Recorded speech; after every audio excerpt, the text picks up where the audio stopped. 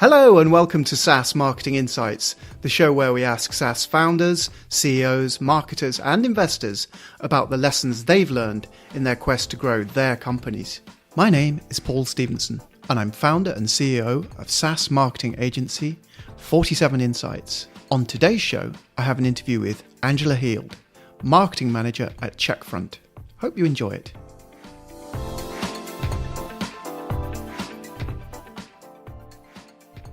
So I'm here with Angela Heald, who's the marketing manager at Checkfront, and this follows on from our conversation that I had with Jason Morehouse, CEO. Mm-hmm. How did he do?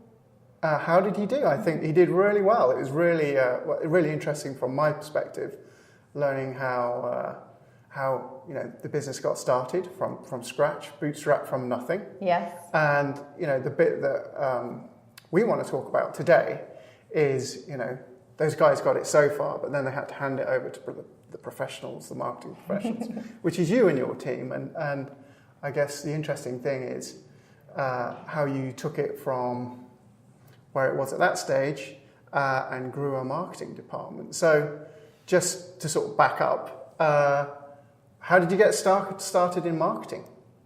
Yeah, so I was actually studying international business in university. And the courses that I loved the most were the marketing courses. Very sensible. Yes. However, my university staggered when they offered those courses. So to switch to marketing, I would have put myself back a year. Oh. And so I just set the goal to get my first job in marketing.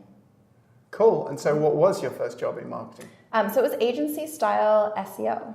Right. Was where I started. That's very dear to my heart. Mm-hmm. And how long were you in that role?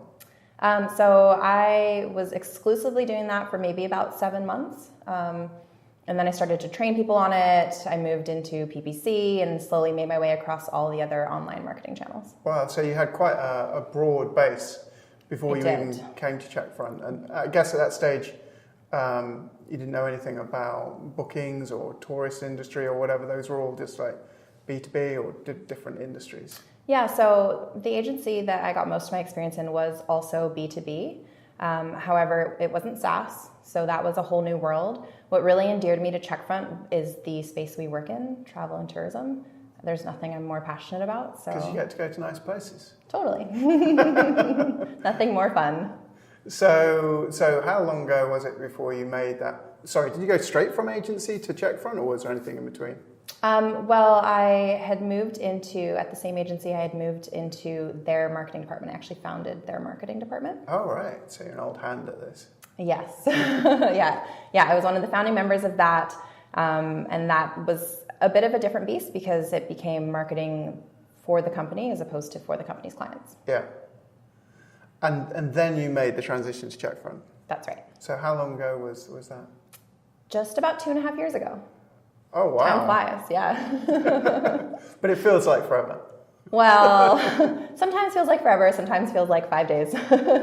So what was the state, if I can put that the right way, of marketing in Checkfront? Because the impression I got from Jason is that a lot of the initiatives, they sort of made things up a bit as they went along. It was very quick and dirty, and there must have been a bit more semblance of order of that, to actually warrant employing you or to have, the faith that you could make a difference. So, when you came in, what was the situation? Yeah, so there was not a ton of structure. I think the person that had previously done most of the marketing was also working heavily in product. She's now our director of product. She moved full-time into product. And that was when they knew they needed to hire somebody full-time to look at the marketing. When I came in, they had really come off a good run of years leveraging free channels, kind of just taking leads where they could get them. Yeah. Organic. And Referrals. That obviously changes very quickly. I think they knew that they needed to invest more in the marketing. So when you joined and the other person moved across to product, you had a marketing department of one, you. That's right. Just me. So that must have been quite daunting to come into a business that you hadn't been involved with before and then take on this role. So, you're a marketer with some experience at that point. But here you are in an industry that you don't know anything about. Yeah. It's a cool business. You like the look of it. You like the people. But then you've got to start understanding what SaaS marketing is all about. Exactly. Yeah. I mean, it was incredibly exciting, and I had a really good base in all of the online marketing channels specifically. So I came in pretty confident.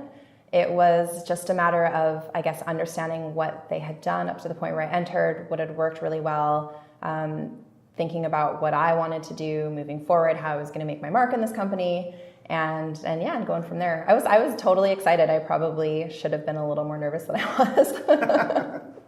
So, how long did it take before you realized that you really needed to hire to help you? I mean, I could have hired the second I started. I don't think that, I needed to get really overwhelmed to figure that out. There was a lot that we needed to do, a lot we wanted to do. And I very quickly sort of felt like I was accomplishing 5% of dozens of things instead of 100% of a few things. It was very spread thin. So how long did it take before you hired someone? So we hired somebody, I want to say about 6 to 8 months after I started.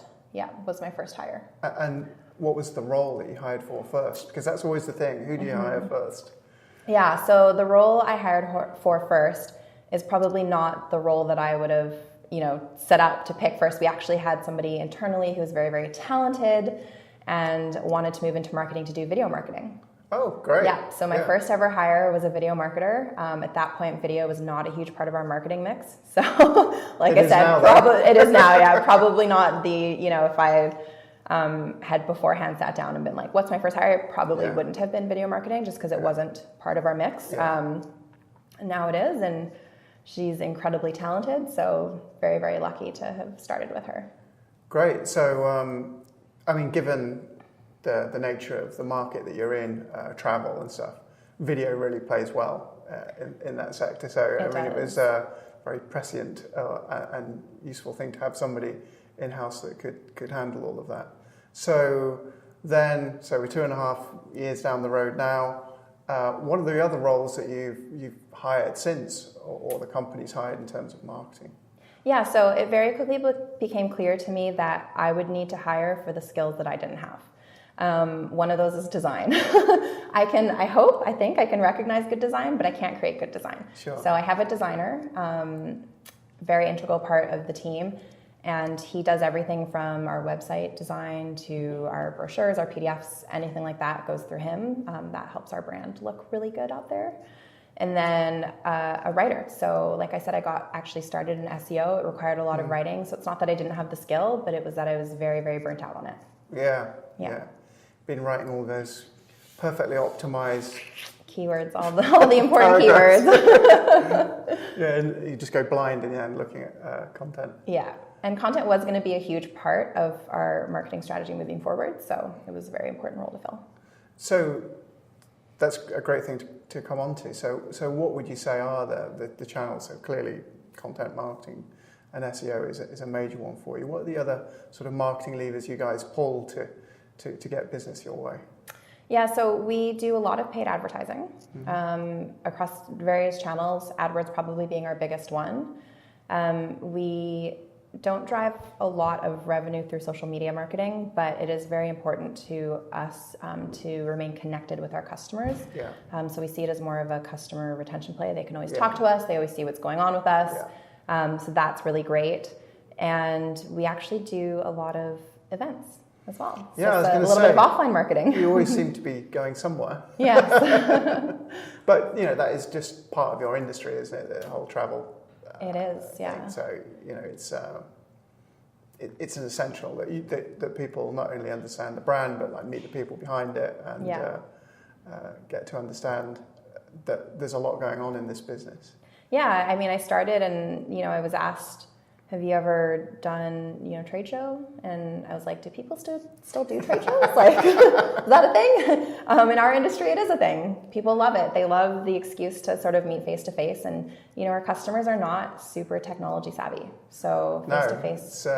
Because I guess a lot of it is like family businesses or owner run businesses? It varies. I mean, we have definitely a ton of owner-operated. We have a ton of family-owned businesses that are very large. Yeah. And then we also have global enterprises with, multiple locations across the world. So. Wow. Yeah. So there's a lot going on. Yes. So in terms of like the 2.5 years now that you spent at the forefront of SaaS marketing with Checkfront, what are the things that you've either learned through good things happening or learned through bad things happening that maybe are different, make SaaS and Checkfront different from other businesses, or commonalities you've seen with other businesses? So I think the biggest thing that I learned about SaaS marketing is how quickly it changes.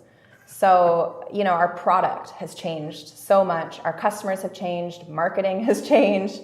The industry they're in has changed. Our competitors have changed. What worked in 2012 is no longer working.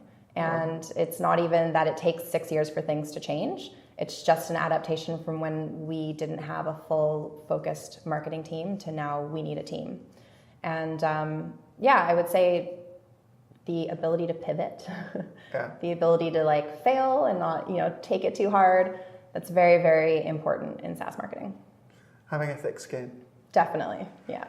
So in terms of hiring, are you still hiring? Are there still I'm always hiring, Paul. Still experts you need out there? Anyone out there want a job? Yeah, we're always hiring. I mean, I will say I did learn a pretty good lesson in hiring, and that was that I think I siloed my team a little bit too early.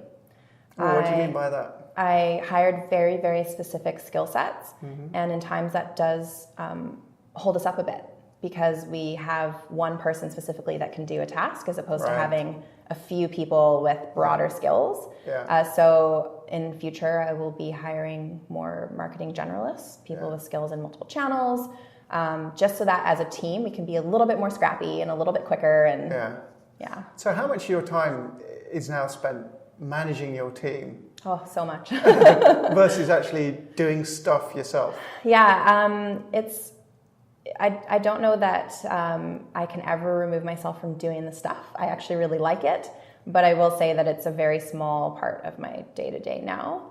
It's really about empowering my team, and I actually find that really fulfilling. So, it's always a bit of a sort of difficult point, isn't it? Because I think we've talked about it before, where you still want to keep all the skills that you have, and you still want to be able to, get those wins and create value yourself. But then on the other hand, for the company, actually, your greatest asset is probably the way that you're able to manage your team. And so it's always offsetting those two things really tough. Yeah, and I've also moved in my career away from the spot where I could Google the answers to things. Now I'm facing challenges every day that I'm like, I don't know where to find the answer to this, so it's very different. Right, so all you need to do is write down those questions and we'll put them out there and we'll find out what the answers are. Sounds great. I should start a Medium blog. You should. That's fantastic. So, I mean, you've come a long way in a relatively short space of time. There must have been times when you felt like you were juggling flaming plates. Like earlier today. Okay, so it hasn't finished. You look so calm. How do you cope with managing your team and doing all the other things that you've got to do, and the pressure that obviously comes from management, in terms of hitting marketing targets and whatever, and actually have a life? Well, I'll skip the life part for now. The work part, I think a lot of times I fall into a bit of a triage situation, which obviously I'd prefer not to be, but it's a matter of what's on fire the most at this exact moment. I try to be really cognizant of how important good managers have been to me in my career and in my past. And so I'm constantly reminding myself not to let the management fall to the wayside and get too stuck in the marketing side of it. So that's a really big challenge, just kind of always remembering to be there for my team, always remembering that is an extremely fulfilling part of my job and keeps them engaged in their jobs as well. And then how I balance all that with life. I don't know that I necessarily have a good answer for that. When I travel, I try to unplug from technology as best as possible. I think I saw you on Instagram. Well, I try to unplug from work technology. But yeah, I mean, even then it becomes a little impulsive. Like I should just check in and make sure everything's okay. When the reality is like everybody would be fine without me. So you were recently in Scotland. Was it 2 or 3 weeks? 2 weeks, just over 2 weeks. So how did you juggle that? Did you switch off, or was it? I did. Because there's no Wi-Fi or internet out there. They're not quite that far in the past.